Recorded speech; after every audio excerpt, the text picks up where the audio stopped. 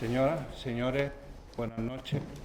Bienvenidos a este entorno especial donde vamos a proceder a presentar el libro de La Palma y la Mar, una historia, 4 cuentos y una carta desesperada del autor Mario Suárez Rosa.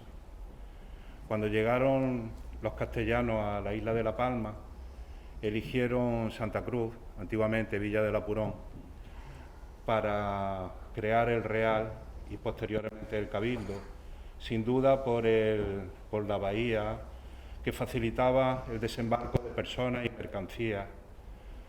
Santa Cruz de la Palma es una ciudad costera que afortunadamente ha mantenido el trazado original que tenía no solamente en las calles internas, sino también del litoral. El litoral durante muchos años, hasta el siglo XX, estaba formado por una playa de arena y cantos rodados, donde la gente hacía la vida cotidiana. Se instalaron astilleros de los que salían barcos para hacer el cabotaje entre las islas y América. Ya en el siglo XX cambia un poco el litoral y nos encontramos con el malecón, que todavía lo tenemos todo en la retina, porque todos lo hemos visto, hasta hace unos cuantos años que hemos vuelto a tener otra vez la imagen de una playa y se ha acercado un poquito más la ciudad al mar. El mar cuenta mucha historia, tiene vivencias, tiene anécdotas y Mario ha sabido coger algunas de ellas y presentarlas en relatos cortos. Por el mar nos llegaron mercancías, nos llegó la cultura, nos llegaban información y el mar sirvió también como medio de escape para cuando en la isla había problemas económicos. Mario nace en Lanzarote el año 1970 y no es de extrañar que en una isla tan marinera desarrolle su vida y su vocación profesional en torno al mar. La ha dedicado prácticamente toda la vida, formando parte de diferentes asociaciones, dirigiendo club de vela, de navegación. Ha sido organizador de regatas, participante de regatas. Cuando Mario llega a la isla de La Palma, ya prácticamente tiene madurada su vocación. Conozco a Mario desde hace unos cuantos años, como muchos de los que están aquí presentes, y creo que puedo decir, sin temor a equivocarme, que Mario tiene, aparte de su familia, tiene 2 grandes amores: el mar, por un lado, y la música, por otro. Hay algunos marinos que dicen que el mar, en determinadas ocasiones, produce ciertos cánticos, cierta música, que embelesa e hipnotiza a las personas que lo logran oír. Yo creo que Mario es una de esas personas que en su momento fue hipnotizada por el mar y por eso su vocación marina y musical. No he navegado con Mario, pero estoy seguro que maneja los barcos y de la misma manera que el contrabajo, con fuerza, tesón, maestría, pero sobre todo con mucho cariño y amor. Sin más, vamos a pasar a presentar el libro, para lo cual nos acompaña Víctor García Correa, que es otra persona que creo que es sobradamente conocida por todos ustedes, pero sí quisiera, si me lo permiten, resaltar 2 cualidades de Víctor. Primero, el amor inmenso que tiene a la historia de la isla de La Palma y su gran capacidad de trabajo. Además, considero que Víctor es uno de los grandes divulgadores, si no el que más, del patrimonio de la isla de La Palma en la actualidad. Desde la Concejalía de Patrimonio Cultural del excelentísimo Ayuntamiento de Santa Cruz de La Palma, agradezco a Mario el hecho de que nos deleite con un libro tan ameno y que sin duda le hará llevadero el tiempo. Muchas gracias por su atención.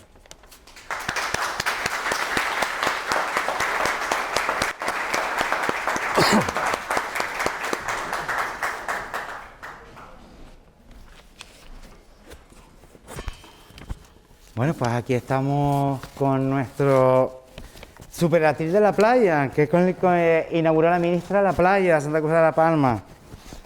Bueno, Mario, hay algo fundamental que me parece que es clave dentro de tu carrera hasta ahora como escritor, ¿no?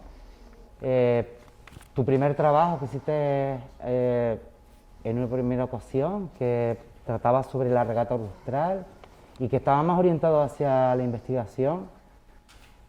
Ahora que nos quizás te abres más, ¿no? En el sentido de que te aportas más esa parte más creativa tuya, ¿no? Y en cualquier caso siempre en los dos está presente la navegación, ¿no? Evidentemente somos isleños, ¿no? Y el navegar pues parece como algo consustancial a nosotros. Yo no, ya te digo ya que no. Y es algo que me pregunto, ¿no? Es decir, ¿dónde nace de alguna manera esa vocación por navegar? Y cuándo deja de ser simplemente, digamos, una afición, algo que te gusta y que acaba de convirtiéndose de alguna manera en tu vocación verdaderamente, y cómo trasciende a llegar a ser de alguna forma tu profesión, ¿no? Bueno, buenas tardes a todos. Pues sí, como dijo Manuel, el haber nacido en Arrecife, una ciudad que como decía un insigne escritor de allí, de Lanzarote, como fue Agustín de la Hoz, primero fue puerto y después ciudad, al igual que el Apurón y luego Santa Cruz de la Palma. Pues nacer en esa ciudad te marca de alguna manera. Es una ciudad totalmente desbordada por el mar, hasta el punto de que el mar se adentra y te coge por la espalda, como si dijéramos, por medio de una lengua de agua que es el charco San Ginés. Eso te hace sentir muchas cosas desde que te levantas hasta que te acuestas, ¿no? Entonces son pues los ruidos de las gaviotas, de los guinchos, el salitre, incluso la actividad pesquera. A mí me tocó ya, cuando era niño, pues prácticamente los estertores de la actividad pesquera, pero aún así tengo grandes recuerdos de esa actividad porque nos marcaban hasta el punto de que, por ejemplo, en el colegio en el que yo estudié, que no podía ser de otra manera, se llamaba La Marina, estaba al lado de la pescadería y a tres pasos del charco, ¿no?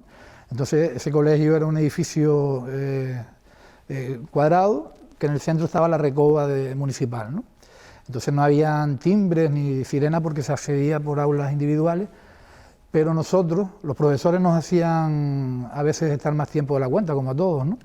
Pero nosotros nos guiábamos por las sirenas de las fábricas de conserveras de allí, La Rocar, Garavilla, y eso nos marcaba a nosotros, pero también a muchas actividades se guiaban por esa sirena. Se oía en toda la ciudad, al igual que se olía en toda la ciudad, pues el cómo zancollaban las sardinas antes de enlatarlas, ¿no? O cómo las transformaban en harina para enviarla como pienso.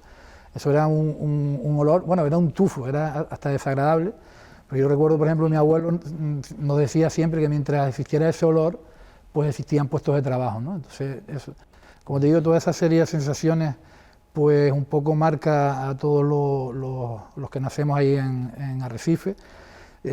Aparte de ese espacio físico, pues también el entorno familiar, pues un poco propició esa vocación, como tú llamas. Por parte de mi abuela, montones de hermanos, muchos de ellos estaban vinculados con el sector pesquero. Yo recuerdo uno de ellos que era Perico, yo lo conocí muy mayor, pero recuerdo, él era patrón mayor de La Rocar, una de las conserveras de allí. Recuerdo de ir a la casa pues me extasiaba oír los relatos, era como ver una película, de cómo iban a la costa, cómo los horarios, era como un mundo paralelo a bordo de un barco, con unas normas paralelas. Por ejemplo, un dato curioso, él me contaba que cuando venían de la zafra, de estar mucho tiempo fuera de sus casas pescando, pues él no le pagaba a los marineros según llegan a puerto. Él lo que hacía, les daba 4 perras para que de alguna manera se desfogaran y se fueran de guardia por ahí, pero el sueldo prácticamente íntegro se lo mandaba a las familias con algún chiquillo del barco, ¿no? Entonces, gracias a eso, por ejemplo, eso sería hoy impensable, pero gracias a eso muchas familias en Arrecife y en Lanzarote salieron adelante, ¿no? Por otro lado también, ya en el aspecto más recreativo, deportivo, pues otro tío, un hermano de mi madre, pues tenía un velero en Playa Blanca, en el sur de la isla, y desde pequeño, pues claro, Playa Blanca, las distancias antes eran como mucho más grandes, ¿no?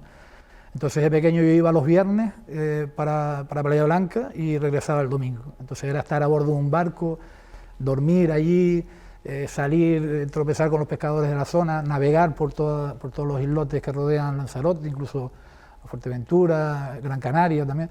Pues todo eso evidentemente influenció mi afición en este caso, aunque luego posteriormente pues ya me integré y accedí por el método natural que hacen hoy en día todos los chinijos, como decimos allí, al mundo de la vela, que es el Optimi, pero como te digo, todo eso marcó el inicio de esa afición en el aspecto más recreativo y deportivo. Ya en cuanto a esa inquietud un poco más de preocuparme por la investigación histórica, incluso por escribir, fue posteriormente, al regreso de la universidad, me integré en el Real Club Náutico Arrecife como directivo, y eso me permitió pues conocer la organización de grandes eventos, como por ejemplo en el 97 fue el 50 aniversario de la regata San Ginés, que allí es como la lustral, pero todos los años, y luego en el 98 el Campeonato de España de SNAI, en fin, eso me fue lo que espoleó el seguir por ese camino, ¿no? Pero un hecho destacado, yo lo cuento en plan jocoso, pero bueno, fue así. En el año 2000 me eligieron presidente y entonces, pues claro, lo típico, al igual que aquí, aunque ya menos, gracias a Dios, pues los periódicos ahí solo ponían fútbol, baloncesto y balonmano y poco más, ¿no? Entonces yo tenía un amigo, sigo teniéndolo, pese a todo, y que era director de un semanario de allí, el Lancelot, el amigo Jorge Col, y siempre coincidíamos y me decía, chacho Jorge, no pones nada de vela, no pones... y cada vez que lo veía le daba el coñazo, ¿no? Hasta que un día me dice, pues nada, ponemos una hoja semanal, pero la escribes tú. Entonces claro, como se dice ahora, solté Cuba libre y me puse a rellenar una hoja todas las semanas. Había semanas que tenías contenido para poner, clasificaciones y demás, y había otras semanas que no había que poner, y eso era del miércoles te estaban llamando, que tenías que entregar la hoja, las fotografías y demás, ¿no? Entonces lo que hice fue empezar a poner cosas de historia, no solo del Club Náutico, sino también de Arrecife, que estaban muy vinculados, ¿no?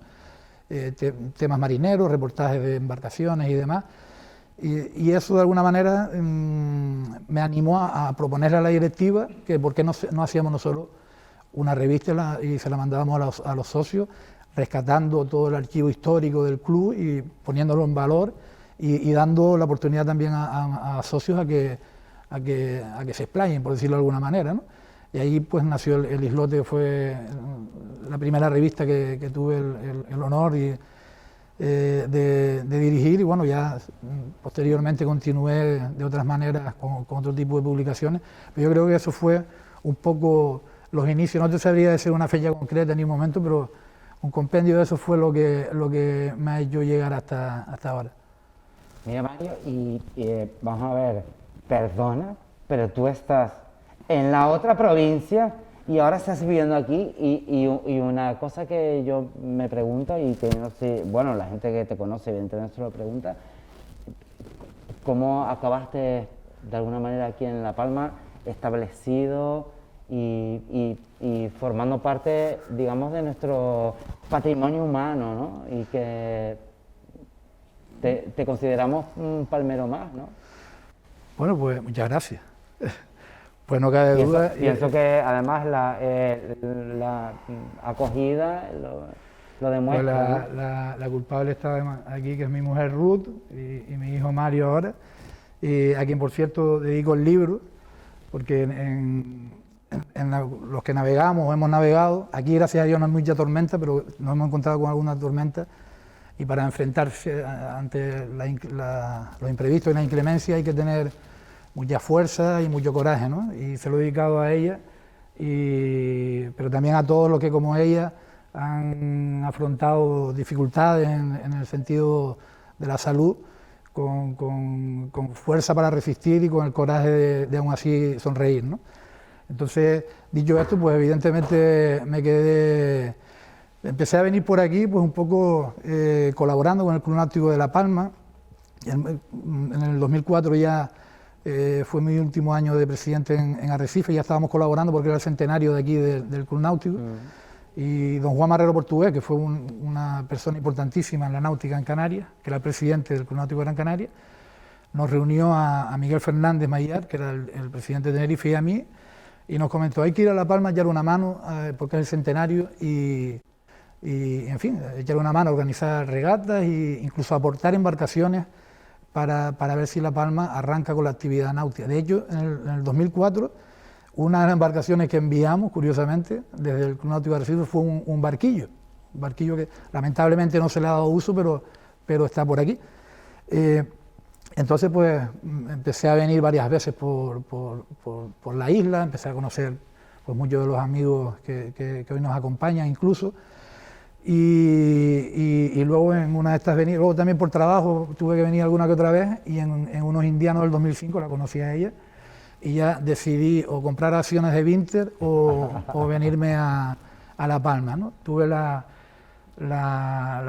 suerte o la fortuna de que contaron conmigo para organizar la regata Lustral del 2005, y eso me dio pie a dar el salto y bueno, hasta ahora que como tú me dices, estoy integrado, yo la verdad que me siento a gustísimo aquí. Por otro lado, tengo las casualidades de la vida. Una hermana de mi padre estuvo viviendo aquí y en una de las visitas que hizo mi abuela, pues falleció aquí en Los Llanos, en este caso, y está enterrada en el cementerio de Las Manchas. Y tengo una prima allí, o sea que al margen de todo eso yo siempre le digo a mi hijo que, bueno, que mi abuela está ahí, vamos todos los años y es algo que te apega más al terruño, ¿no? Como se suele decir. Mario, tú sabes que en Los Palmeros somos súper fantasmas. Y nosotros, vamos a ver, hasta que no llegaste tú, y esto no sé si lo sabe la gente, pero si lo digo y el que no lo sepa, pues no sé si la gente que está aquí suele leer cosas de náutica y eso, hasta que tú no viniste no sabíamos lo que era la regata lustral, no la habíamos puesto prácticamente tiempo cronológicamente hablando, ¿no? Es decir, no habíamos definido qué es lo que había significado para nosotros lo primero y luego, sobre todo, pues a nivel regional. Tú que has preparado un primer trabajo de investigación con profundidad dedicado al tema, ¿cuáles son las primeras conclusiones o las más importantes que tú crees que ha aportado para que se le bajen los humos a estos aquí? De qué es lo que significa de alguna manera la regata lustral en el ámbito regional y si significa pues algo más allá, ¿no? Bueno, la regata lustral, yo cuando la organicé en el 2005 me di cuenta que no había mucha información al respecto. De hecho, el Club Náutico no sabía cuándo había empezado, en Tenerife decían que lo habían iniciado ellos en el 70, en Gran Canaria tampoco lo tenían muy claro, y bueno, y hasta años después que yo me metí a eso, pues no establecimos una cronología, unos inicios, y ya sabemos cómo empezó, que además, curiosamente, empezó como una extensión de la regata San Ginés, que es bueno, yo creo que es la regata más antigua que existe en España, que es la que une Las Palmas de Gran Canaria con Arrecife y que se creó en el año 47. Entonces, en ese año se fueron 4 barcos del Club Náutico de Gran Canaria, Arrecife, y en Arrecife estaba casualmente el Halcón, que es uno de los barcos emblemáticos que pertenecía al Club Náutico de Tenerife. Entonces, al regresar, decidieron hacer esa regata la ganó además la Balandra de Aviación, que pertenecía al Ejército del Aire. Entonces el almirante se entusiasmó y dijo que a la vuelta hacían otra regata, él compraba el trofeo y que participara el Halcón también, ¿no? Entonces, de hecho la ganó el Halcón y luego pues los de Tenerife, el Club Náutico de Tenerife dijo, bueno, pues el próximo año en vez de terminar Las Palmas, seguimos hasta Tenerife. Y así se estuvo haciendo durante varios años, hasta que ya en el año, en el 60, en 1960, pues lo mismo, se propuso, con motivo de las fiestas lustrales, se propuso extender la regata, que se llamaba regata San Ginés, o sea que eran varias etapas, y que era una tirada, era una semana entera regateando, que eso hoy es impensable, ¿no? Pero fue una parte más o al menos la primera edición fue una parte más de esa regata de San Ginés. Y como dato curioso, la navegación en la provincia de Las Palmas es bastante más cómoda, incluso entre Tenerife y Gran Canaria también es relativamente cómoda porque es una distancia bastante corta, pero ya meternos a venir a La Palma es como más complicado, hasta el punto de que para hacer esa regata el Tilma, que es el barco emblemático del Real Club Náutico de Gran Canaria, que tienen ahí en la puerta, pues tuvieron que hacer un seguro los que iban a traerlo, porque el Tilma es del club, pero se lo rifan los socios a ver quién participa en cada regata. Entonces el que a la postre ganó, que era Nino Navarro, yo tuve la suerte de conocerlo, de compartir su amistad y de navegar con él, que aprendí un montón, por cierto.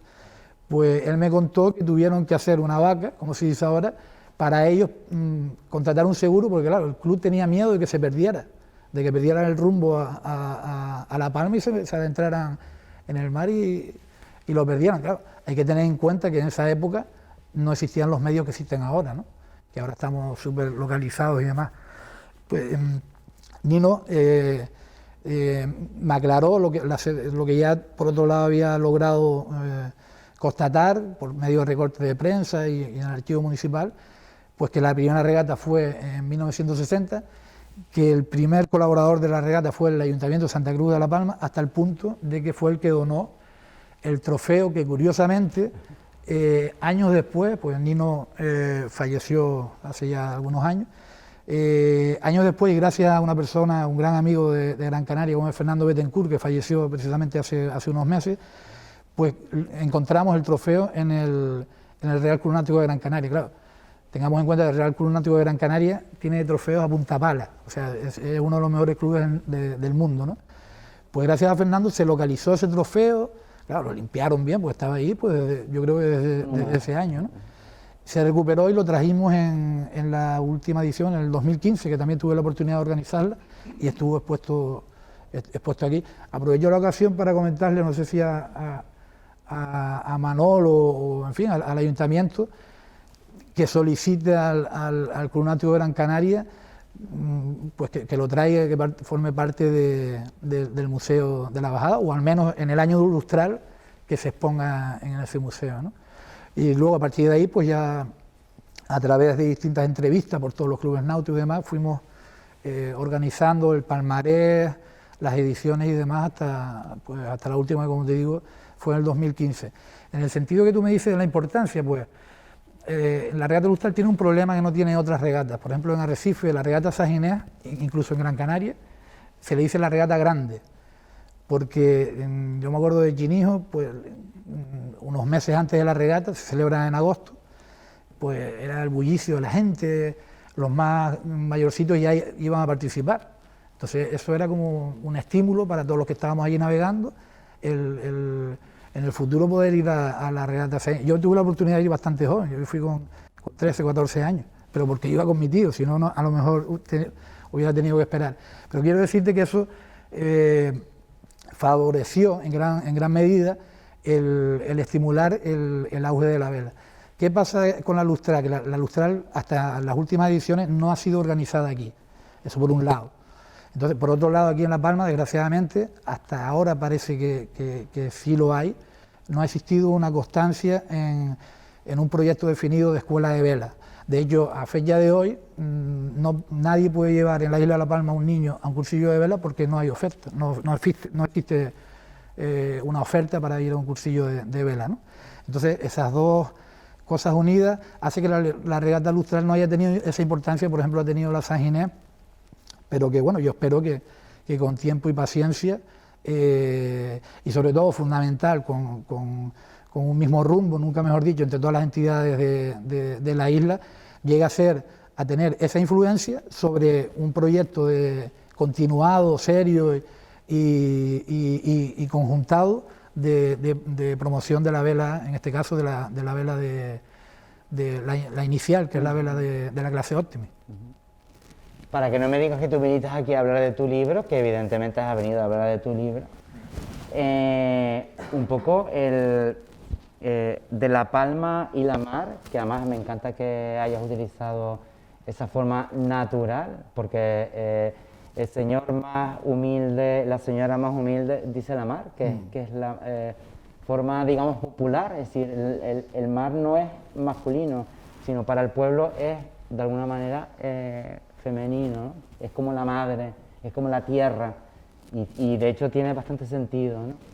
En cualquier caso, el libro es el primer capítulo y con lo cual es el más importante y de hecho es el que más páginas tiene, que es el primero, ¿no? Que es el que dedicas al Pamir, que nosotros tenemos hasta una agencia de viajes puesta en ese nombre, ¿no? Que es un buque de guerra alemán y en general más o menos creo que puedo decir, y no me van a lanzar nada, al decir que digamos que toda nuestra, digamos, memoria histórica relacionada con el Pamir es positiva, súper chachi, porque varios tripulantes de ese buque se quedaron aquí en la isla de La Palma, hicieron familia, pero luego hay otras cosas que me chocó bastante, ¿no? Por lo menos yo no la sabía, ¿no?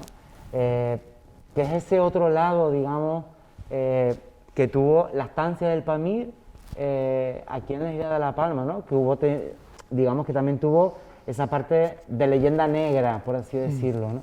Pues un poco para que expliques un poco esas dos vertientes, ¿no? que tuvo esa estancia. El Pamir no fue un buque de guerra.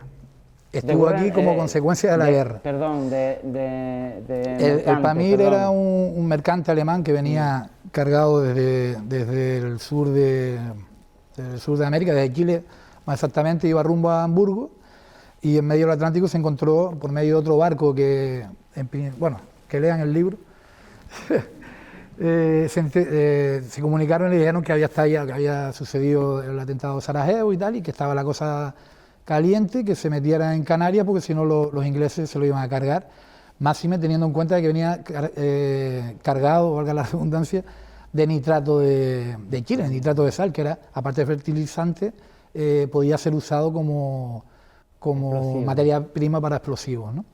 Entonces el Pamir, con buen criterio, en vez de meterse en Las Palmas, en el puerto de Las Palmas, en el puerto de Santa Cruz de Tenerife, que eran los principales, decidió venir aquí a toda vela, para, pues, evitando eso, un supuesto ataque inglés, ¿no? Y se metió aquí porque pensó que estaba menos vigilado, como de hecho fue así. Entonces cuando llegó, ellos pensaron que iba a ser una cosa momentánea, que iba a estar aquí días, semanas, a todo lo más un mes o 2 meses, ¿no?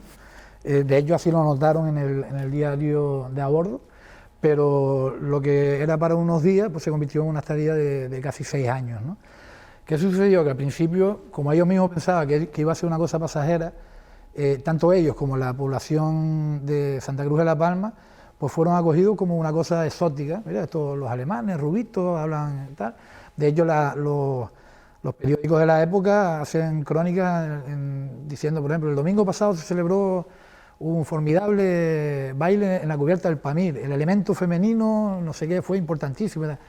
O el derroche que hacen de la cerveza, eran comentarios como muy amistosos, muy amigables y demás, ¿no? Sin embargo, los ingleses sí que estaban vigilándolos, hasta el punto que en una ocasión Pamir se fondeó enfrente al Risco de la Concepción y un calderetero, un temporal de estos del suroeste, pues rompió amarras y terminó yéndose al zoco de Martín Luis, ¿no? Y al día siguiente aparecieron dos patrulleros ingleses pensando que tenía algún movimiento, ¿no? Que estaba fugándose, algo de eso, ¿no? Todo eso, como te digo, la relación con la población de aquí, pues estuvo los primeros años pues bien, más o menos tal, pero claro, a medida que los submarinos ingleses, estos alemanes, que fue un arma de guerra que comenzó prácticamente en la Primera Guerra Mundial y que fue muy efectiva, hicieron mucho daño, empezaron a de alguna manera fastidiar a la economía insular que estaba muy marcada por los ingleses, pues ya no se les veía de la misma manera. Entonces, curiosamente creo que los submarinos ingleses no causaron ninguna baja en ninguno de los barcos que hundieron en Canarias, que hundieron montones, ¿no? Sobre todo fruteros para cortar las provisiones con Londres, ¿no? Hay una anécdota curiosa de un comandante, no recuerdo el nombre, pero era muy conocido, porque él, antes de hundir un barco, como el resto de los comandantes, que no todos fueron tan asesinos, ¿no? Bajaba la tripulación a su submarino, hundía el barco, luego iba al primer correío que viera por ahí por la zona, los embarcaba a los tripulantes y le firmaba un papelito con la dirección del cónsul en Tenerife y le decía al capitán del correío: vaya y cobre los pasajes al señor Deins, creo que se llamaba, que era el cónsul alemán en Tenerife, ¿no? Como te digo, a medida que la amenaza alemana se hizo más patente, se empezaron a crear dos bandos aquí en Santa Cruz de la Palma, los que estaban a favor de los ingleses y los que estaban a favor de los alemanes, ¿no? Eran más los ingleses, y entonces ya, eso por un lado, yo me imagino que el hartazgo ya de la gente, de ellos mismos, los marineros, pues empezó a enrarecer el ambiente, ¿no?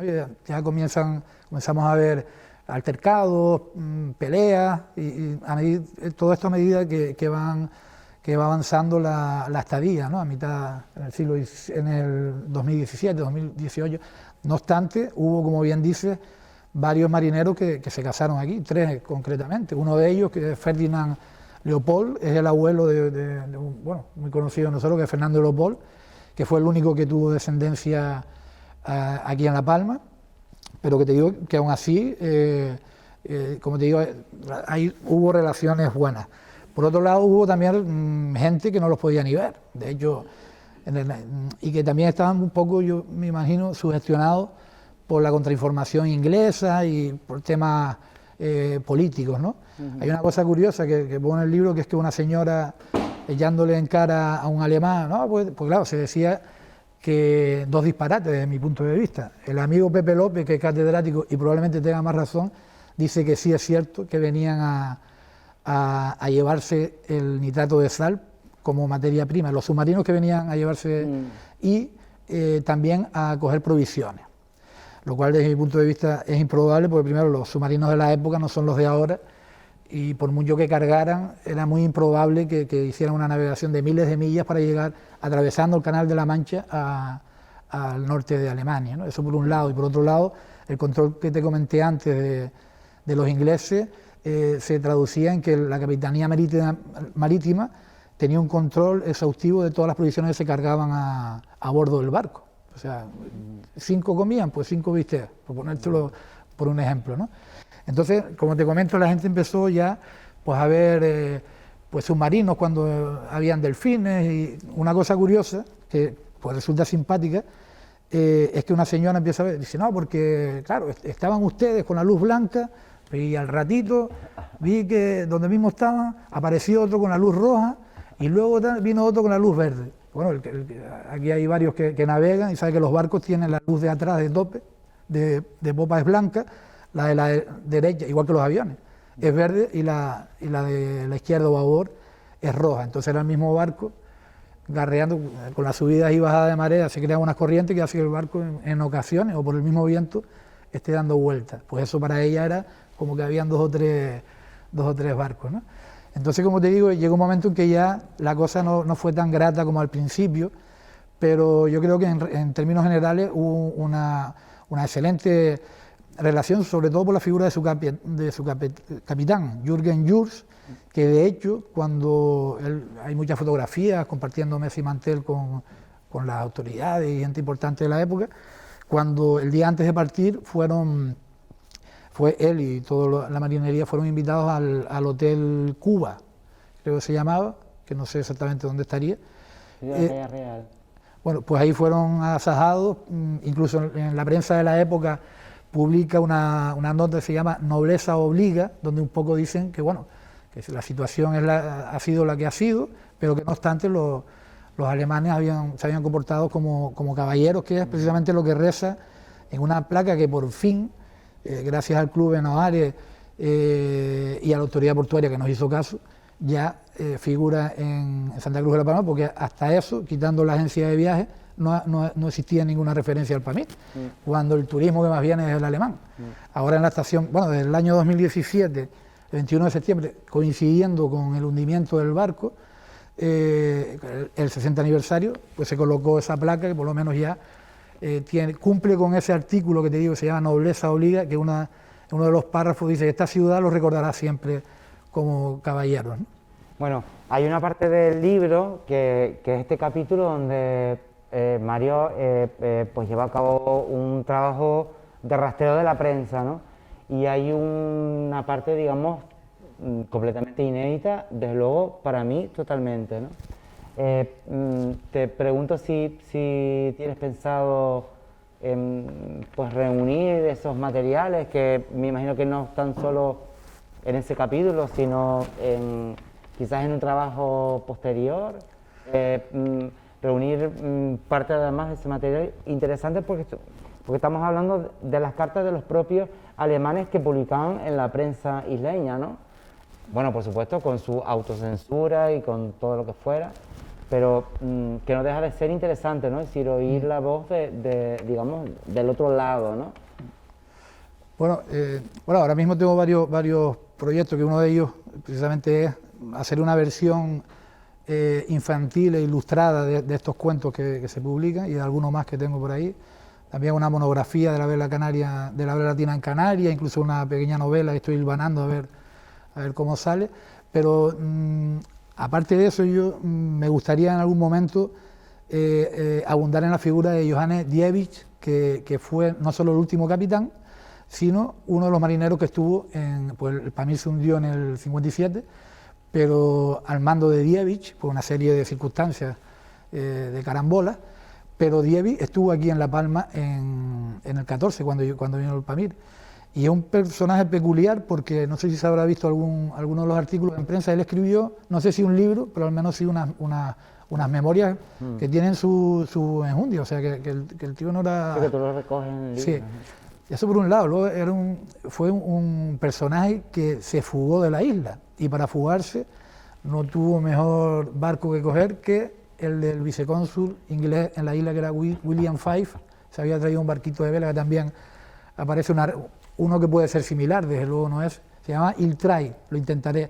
Pues Dietrich lo intentó y luego él regresó a Canarias, concretamente a Tenerife en el 53, al mando de otro barco. Le hicieron una entrevista y él dijo que sí, que se había fugado, que le había robado el barco al inglés y que había llegado a Cádiz.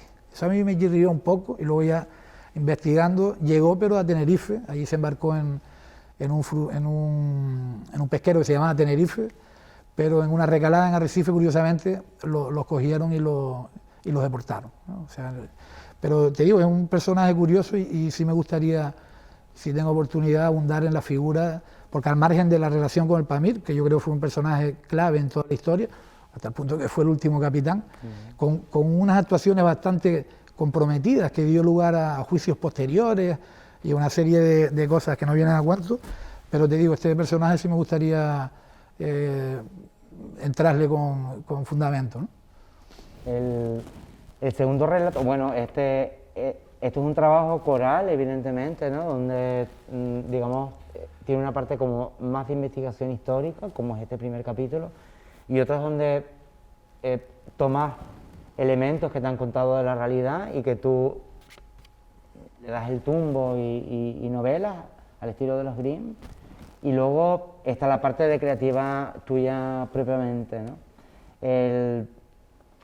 Hay uno de los relatos, déjame ver el título, El mago y el mar, ¿no? Es decir, no me acuerdo si es el segundo, me parece, o el tercero.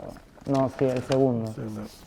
El mago y el mar. Es un trabajo o una historia en sí desconcertante, ¿no? Es decir, porque a nadie, por muy, nunca mejor dicho, mago que sea, se le ocurre hacer un barco en tierra adentro, ¿no?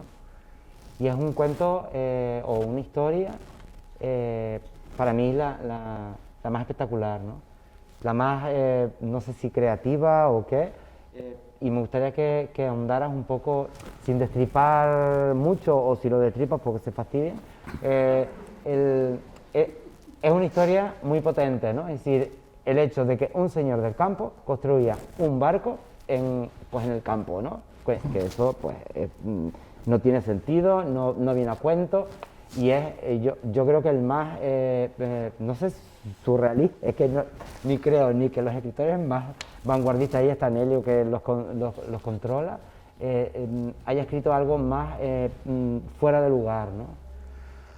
Bueno, como el resto, no es una historia sola, es un conjunto de relatos que he combinado con datos ciertos, como por ejemplo la goleta que nombro ahí existió realmente, y curiosamente fue una con la cual la familia Brito en 1700 y pico se instaló en La Graciosa para dedicarse a la pesca, ¿no? Viniendo de aquí de Santa Cruz de la Palma.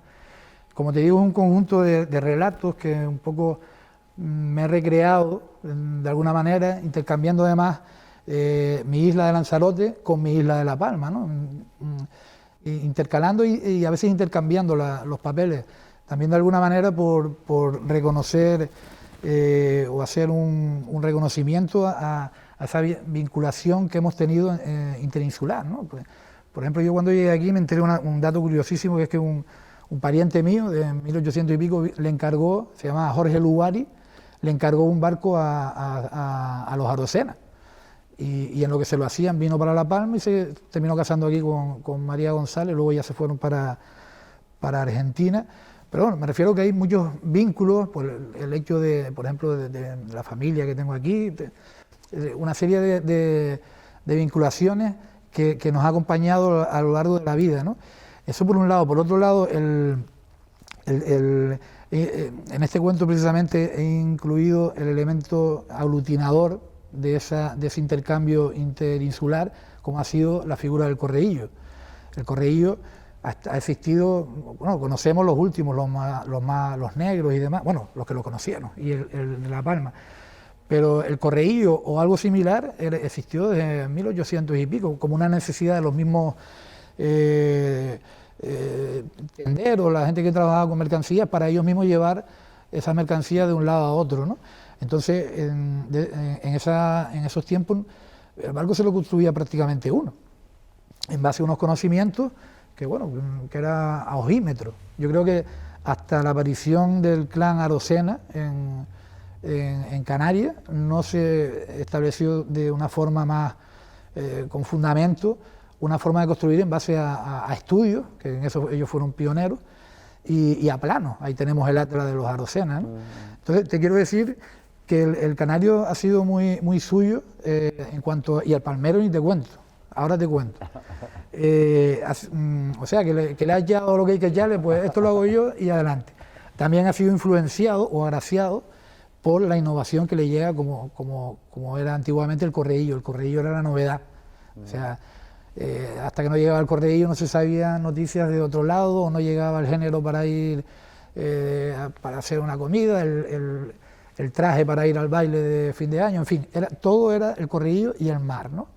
Entonces, como te digo, he querido un poco hacer una mezcolanza, y en cuanto a lo de construir barcos, aquí yo no voy a nombrar a nadie, pero aquí en La Palma se ha construido un barco de tea, que eso es casi imposible. No, posible es, de hecho, pero claro, la tea es una madera muy dura. Bueno, para barcos de gran porte sí, pero para un barco es una locura, vamos, se va a pique, ¿no? Y otro detalle, otra anécdota, es que no voy a decir tampoco dónde, pero en las medianías se construyó en un pajero un barco, y cuando lo terminaron, qué bonito, maravilloso, tuvieron que quitar la cubierta para sacar el barco. Pero lo hicieron. Y de ahí viene un poco Sí, de ahí y de cuento. Esto creo que fue verdad, o sea, a mí me lo contaron como el final del cuento, no voy a decir cómo, pero fue verídico, Hay otra historia súper, también un poco en este estilo, ¿no? De contradictoria, ¿no? Y de que te mueve un poco diciendo, pues un poco, dónde empieza el conocimiento real, dónde termina. Se llama El legado del capitán Schubert y es desconcertante en muchos aspectos. Desde luego, para una persona como yo, no sería desconcertante en el sentido de que yo no tengo cultura de navegación. Y la pregunta que te quiero hacer no es para que destripes este cuento, pero sí tenemos cultura de navegación nosotros aquí en la de La Palma, no por los que tú te relacionas aquí que navegan, sino por lo que tú conoces a un nivel un poco más general, ¿no? Hombre, yo creo que sí, bueno, si entendemos la cultura como un conjunto de conocimientos, de experiencias, incluso de técnicas, eso existe, hay un bagaje intangible que existe. Lo que no existe quizás es una forma de transmitirlo a la población, o de rescatar y de transmitir, que creo que es fundamental para que eso no se pierda. Hay muchas, el otro día por ejemplo hicimos un taller de nudos marineros y muchos pescadores saben hacer nudos pero no saben cómo se llama. Y no saben tampoco explicar cómo se hace, sus funciones, pero ellos lo hacen con los ojos cerrados. Eso es muy difícil explicárselo a un niño, una cosa que yo siempre digo en las promociones estas que hace el gobierno de Canarias, que bienvenidas sean, que yo he participado en muchas de hecho, ¿no? Pero yo considero que hacer promociones de llevar a un colegio, que vean por ejemplo un barquillo de vela latina, se saquen 2 fotos, subirlo y bajarlo y una vez al año, o a lo mejor una vez en todo el ciclo de educación, queda muy folclórico, pero no es lo que se pretende o lo que debería ser, ¿no? Entonces, yo en ese sentido soy muy crítico, creo que la única forma es, no te voy a decir meter una asignatura, que sí, te lo podría decir perfectamente, dentro del diseño curricular, al igual que existen, se estudia el fútbol, el baloncesto, con todo lujo de detalles y tal, pues ¿por qué no nos metemos con algo que es muy nuestro? De hecho, en Cantabria, las traineras, vete a decirle ahí a cualquiera por las traineras, es una cosa que está muy arraigada, ¿no? O en Galicia, por ejemplo, las carpinterías de Ribera, aquí, eso es un mundo, está reconocida. Gracias a Dios, a finales del año pasado, se ha dado un paso importantísimo para reconocer la vela latina de Barquillo como bien de interés cultural por parte del Parlamento de Canarias. Es un paso bastante importante, ¿no? Ahora está el siguiente pasito, que es dotar de medios, y por supuesto será una partida económica lo que haga falta, para que eso se traslade a un conocimiento o a perdurar el conocimiento que no está en centros oficiales, está en la punta del muelle o a 200 metros de la costa pescando, y es lo que hay que rescatar y transmitir, vamos. Y como te digo, eso, en sesiones así para cubrir el expediente no se puede conseguir. Como acabo de decir un poco, es decir, hay una parte, digamos, real, o te inspiras en hechos reales y una parte, digamos, más creativa en el libro, ¿no? ¿Qué significa realmente el mar como canal de comunicación? Porque siempre estamos hablando de que si el mar, por lo menos, digamos, el discurso estándar, ¿no? El mar es algo que nos trae algo bueno y también que nos trae algo malo, puesto que nos trae los piratas o lo que sea, o los enemigos y no sé qué, ¿no? Pero ¿qué tiene para que tú seas tan adicto y que hayas convertido de alguna manera tu profesión en el mar? Es decir, porque el mar es tu profesión de alguna forma, ¿no? Sí, bueno, el ser profesión ha venido derivado por otros motivos y por una cosa muy personal, pero no cabe duda de que el mar lo es todo. Lo que venimos hablando hasta ahora lo demuestra, o sea, la figura del correíllo. Lo ha sido todo, lo que sería un atraso y sería fatal olvidar lo que ha sido, simplemente porque ahora no lo necesitemos tanto, que también. Pero claro, olvidar todo ese pasado no favorece, por ejemplo, el que haya un mayor conocimiento de lo que tenemos ahí enfrente. Y solo conociendo lo que tenemos ahí enfrente lograremos preservarlo, lograremos crear conciencia para que los niños no tiren colillas, bueno, colillas desde luego que no, hagan un uso respetuoso del mar y sepan disfrutar como un elemento que tienen la fortuna de tener aquí. Es una cancha que tienen ahí gratis. Entonces, eso habría que profundizarlo, ¿no? que sacarlo adelante como único medio, sin más de subsistencia, porque llegará un momento en que necesitaremos agua y a ver de dónde la sacamos, por decirte una cosa, ¿no? Un poco relacionado, ¿no? Una pregunta con la otra. De hecho, lo dijo Manolo Garrido antes en la presentación, lo dijo Pedro García Cabrera en los años en el año 20 y pico, no me acuerdo ahora de memoria, 26, 27 por ahí, que Santa Cruz de la Palma vivía de espaldas al mar. En los años 20, yo desde luego ni sé navegar, y si me llevas me lanzas para que no sucumba por mi culpa. ¿Qué le pasa a nosotros, ¿no? Es decir, porque es que lo tenemos, ¿no? Es decir, te lo digo por mí, es decir, ¿qué pasa que no acabamos de conectar realmente con el mar, ¿no? Ya no solo por navegación, sino también por pesca, por esa cultura, digamos, más menuda incluso, ¿no? Como diría don José Pérez Vidal, ¿no? Que hablaba de lo pequeño, no necesariamente de pegarte un viaje de aquí a Tenerife o donde quiera que sea que tú puedas viajar, ¿no? O de pescar, ¿no? Pero sí es verdad que nos, salvo nadar y no sé cuántos, hemos perdido un poco esa relación, ¿no? Siendo además una isla.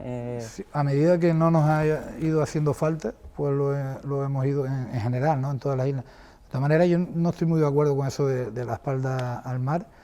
Sí es verdad que la isla de La Palma, evidentemente, por su orografía, no facilita el acceso al mar, pero sin embargo, gracias al mar se ha llegado a toda la costa norte y todo eso. Sin el mar todavía están caminando, subiendo y bajando barrancos, ¿no? Eso evidentemente ha supuesto una forma de contener esa, a lo mejor, afluencia masiva a la costa del mar, ¿no? Pero de todas maneras, yo creo que si tenemos en cuenta que la isla de La Palma tiene un museo naval que no existe en otras islas, pues eso da que pensar sobre esa supuesta espalda del mar, ¿no? Otro hecho destacado es la misma fiesta lustral, comenzó en el mar y recuerda cada 5 años que lo tenemos ahí, y además describe pues todos los sufrimientos que han venido aparejados al mar, ¿no? O sea, sí, de una manera práctica, como te digo, a lo mejor el Lanzarote, pues aparte de la orografía, como te digo, pues también el sector pesquero, que es un sector económico importante, perduró más tiempo e hizo necesario pues un mayor contacto con el mar, y aquí en La Palma pues tenían otros recursos que no hizo tan necesario ese sector pesquero, hasta el punto de que hay una mínima flota, por ejemplo en Tazacorte hay más, ¿no? Pero todo eso conjugado, yo creo que es esa supuesta espalda al mar. Aunque algo debe haber, por lo que te comenté antes, de que no ha cuajado un proyecto de vela, no tengo muy claro, pero no estoy tan convencido de que sea así eso de la espalda al mar.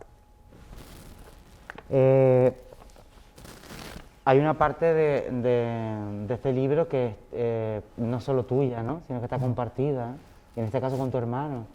¿Y cómo le propusiste? La verdad que el libro está súper bonito porque las acuarelas están guapísimas. ¿Cómo le dijiste a tu hermano, me pintas los dibujos, y tu hermano te dice, cállate, o no? Bueno, no voy a decir lo que me dijo. No cabe duda que las imágenes que puso él son mucho más bonitas que las que puse yo, que es una foto mía. Eso está por descontado. No, mi hermano, que es el más chico de los 6 que somos, yo le llevo 10 años, y bueno, es un artista de cierto reconocimiento ahí en Lanzarote, incluso ha sido el autor de unos premios de un certamen cinematográfico que celebran allí. Él ha estado estudiando Bellas Artes, incluso ebanistería también en la Escuela de Arte y Oficios de ahí de Arrecife. Y yo, cuando le envié el borrador, él además en un par de días me envió los bocetos, y yo creo que supo captar en cada capítulo un instante con mucha intensidad y con mucho color, ¿no? Yo creo que define cada uno de los capítulos, y además, lo cual me imagino que le habrá resultado bastante sencillo, porque una de una gran parte de la obra que él hace, la hace precisamente con los hayos, que es como llamamos ahí en Lanzarote, los trozos de madera que aparecen flotando en las playas de las costas, a veces con herrajes y demás. Entonces él es capaz de transformar esas maderas erosionadas, llenas de salitre, de grasa, de rumbre, en fin, eso con esa intensidad y ese color lo transforma en una obra que la verdad que impacta, ¿no? O sea, en ese sentido creo que se lo he puesto fácil y creo que, aparte que él conoce la isla de Santa Cruz de la Palma, y creo que, como te digo, ha plasmado cada capítulo con su correspondiente ilustración. Nosotros nos reímos de todo absolutamente, aquí en La Palma, es decir, hacemos ironía absolutamente de cualquier aspecto, ¿no? Desde que alguien se ahogue, ¿te parece que está bien que ironicemos sobre que alguien se ahogue? Que ironicemos sobre que un barco zozobra en alta mar o... es algo consustancial de nosotros, de los palmeros, que somos como cabrones o algo. No, bueno. Y lo tienes en el libro. No, bueno, eso es a nivel de Canarias. Lo que pasa es que estamos en La Palma y hay que decir La Palma, pero eso es a nivel de Canarias, que no somos tan distintos. Yo creo que es un recurso utilizado y muy necesario para, de alguna manera, matizar todos los golpes que nos ha dado la mar, ¿no? La mar no siempre ha sido muy de bonanza, de cosas buenas, mucho menos, sino ha sido un elemento perturbador, incómodo y muchas veces doloroso, que ha jalonado la historia de todas las Islas Canarias, no solo de La Palma. En todas las islas ha sido necesario ir a pescar, ha sido necesario arriesgar para ir a pescar, para llegar el primero. Curiosamente, en 1860 y pico, un periódico de Las Palmas, en una especie de editorial, decía que claro, que se estaban hundiendo muchos barquillos porque cada vez le ponían las velas más grandes para llegar a puerto y vender a mejor precio, ¿no? Entonces, te quiero decir con esto que el mar ha sido a veces un elemento negativo y quizás buscar una forma de matizar eso sea ironizar sobre lo mismo, ¿no? En Santa Cruz, en la isla de La Palma, que te voy a contar, la Quisisana, el Fausto, pues todo eso, ese tipo de sucesos, pues la única o una de las formas quizás de hacerlo más llevadero es buscando una forma de ironizar y como te digo, de matizarlo de alguna manera, ¿no? En este sentido, por ejemplo, lo que estamos viviendo ahora con lo que pasó el otro día con la patera en el Hierro, eso no cabe duda que por mucha ironía que le mandemos, eso no hay forma de olvidarlo, ¿no? Y en ese sentido creo que los canarios debemos, especialmente todo el mundo en general, pero especialmente los canarios, debemos ser muy conscientes de lo que significa, de lo que eso significa, pues ya llega un momento que aparece la indolencia y es un número más, son 20, 30, procuramos no verlo, pero eso está ahí, está pasando a un par de millas de aquí y ha pasado en La Palma, ¿no? Entonces yo creo que en ese sentido debemos de ser muy conscientes, no traicionar la memoria de todos los que fueron desde la época de la conquista, fueron a América, los que tuvieron que emigrar no solo por las hambrunas, sino por motivos políticos. Estaríamos traicionando la memoria de todas esas personas. Yo recuerdo una vez en un almuerzo me presentaron un señor que era hijo de un tinerfeño que había emigrado por cuestiones políticas cuando la guerra y de aquí iba para Tenerife porque estaba empeñado en contactar con los herederos de un señor que había ayudado a su padre, porque resulta que cuando se iban en un barco, pues los cogieron, se tiraron al agua y en Santa Cruz un señor los acogió, los escondió en la casa, lo metió en otro barco, total, y el hombre, a lágrima caída, que el padre se había muerto con la pena de no haberle agradecido que le diera la vida, porque si no se lo cargaba. Y el hijo empeñado en cumplir el deseo de su padre. O sea, además fue muy curioso porque me empezó a dar los detalles de esa persona. Digo, espérate un momento. Cogí el teléfono y llamé desgraciadamente falleció hace poco, un gran amigo creo de muchos de los que estamos aquí, que es Tomás Calamita.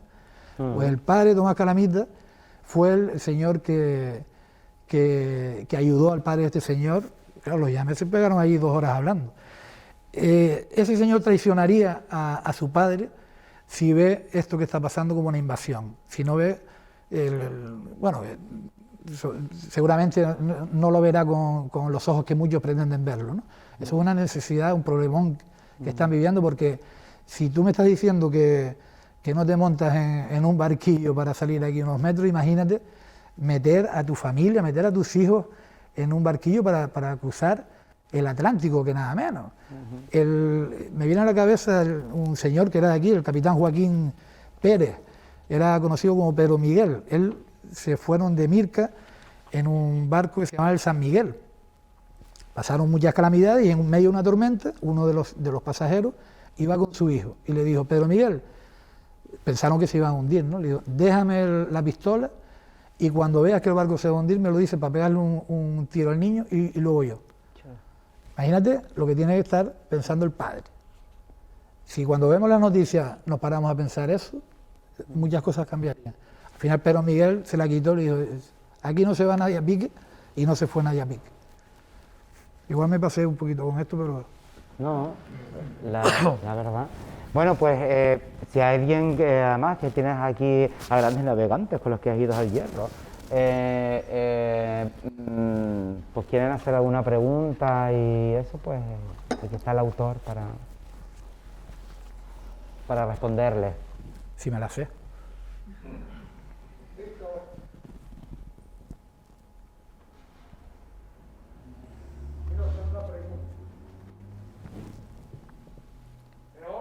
Sí, claro. Esta mascarilla es imposible. Vamos a ver, aquí te conozco a ti y conozco a Mario.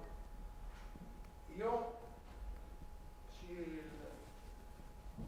la memoria no me falla, recuerdo en los años 90 y pico que aquí llegó un barco gemelo al Pamir. Y por el botín de perder los alemanes la guerra del 14, fue adquirido por los rusos, pero se me ha olvidado el nombre. Krusenstern. Y debido a un tiempo raro que hubo, fue a fondear por la costa de Mazo, por ahí. Estuvo, no sé si un par de días, porque venía con intención de atracar, y se tuvo que ver. Y no me acuerdo del nombre. Era exactamente igual. Sí,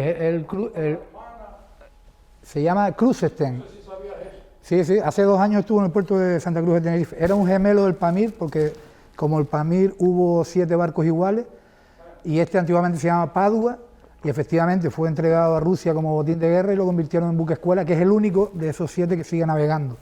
El resto, el Pekín está creo en Nueva York como museo, en Leipzig hay otro también, pero el único que sigue navegando es el Krusenstern. Creo que se dice así.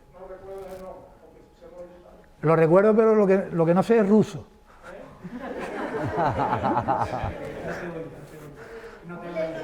Creo que se dice Krusenstern.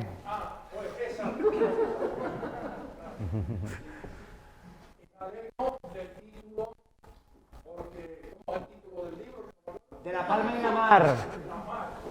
Un sentido cariñoso de los marinos y los pescadores, por ese sentido que tienen de vivir de la mar. Qué bonito. Muchas gracias. De tierra adentro, estamos asustados y decimos el mar. Gracias, Es Miguel. verdad. Qué bonito eso. Los amigos, si no hablan, ¿vale? Quiero decirle que en el San Miguel se fue mi padre para Venezuela. Ah, y llegó Tardaron bien. 40 días en llegar. 40 días. Entonces dice que había un señor que se puso una manta en la cabeza. Dice: ¿por qué te pones esa manta en la cabeza? Y se está ahogando el hombre.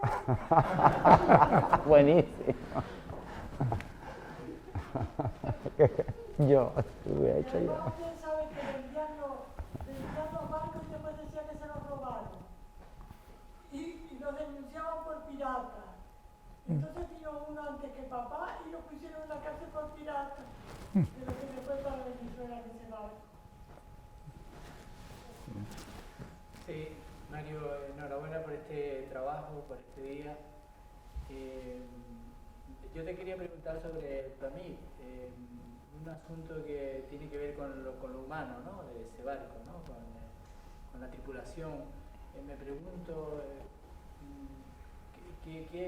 cómo hacían durante esos años, porque esa gente necesitaría cosas, ¿no? Necesitaría comida, necesitaría pues, mandar una carta, pero no, como tú decías, no era un mes, no eran unos meses, fueron años.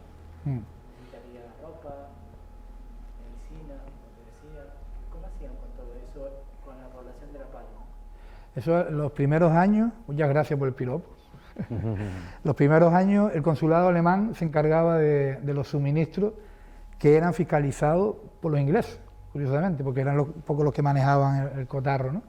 Se suponía que la Capitanía Marítima controlaba eso, pero todos los primeros años lo sufragaba el consulado alemán, hasta que ya la guerra empezó a ir mal del lado alemán, y ya el mismo gobierno español fue el que se hizo cargo del mantenimiento de la tripulación, que por cierto cada vez era menor, porque hubo uno de los barcos implicados en la llegada del Pamir se fugó con varios tripulantes del Pamir, varios se casaron y los 3 que se casaron fallecieron aquí, pues 2 se fugaron con Dievis, o sea, Dievis y otro más se fugaron como comenté antes, y otros fueron en 6 años, dio tiempo para que muchos se fueran antes de tiempo, ¿no?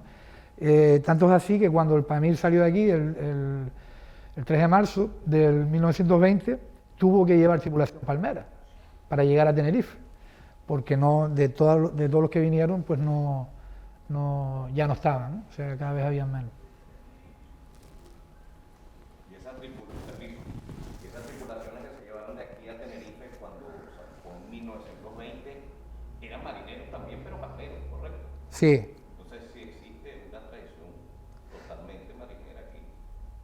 Sí, no, siempre ha existido, bueno, desde los tiempos de la conquista, eso por descontado. Y ha sido muy importante para La Palma y para Canarias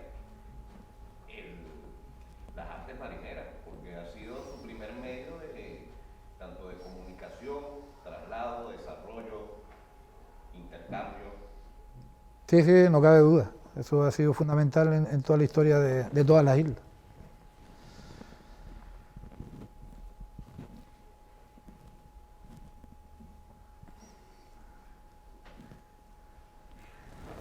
Pues nada, como nos van a preguntar los del grupo de aquí, de la parte alta, del entresuelo, unas dudas. Pues nada, pues muchísimas gracias por haber asistido y un aplauso al autor. Déjame decir una cosita. Sí me gustaría agradecer, por supuesto, a Víctor toda la colaboración que me ha prestado, también al Ayuntamiento de Santa Cruz de La Palma, a Manuel Garrido, por supuesto también a Fernando y al personal que ha hecho posible celebrar el acto, y no cabe duda que a ustedes pues, por venir a arropar esta presentación. Muchas gracias y un aplauso por ustedes.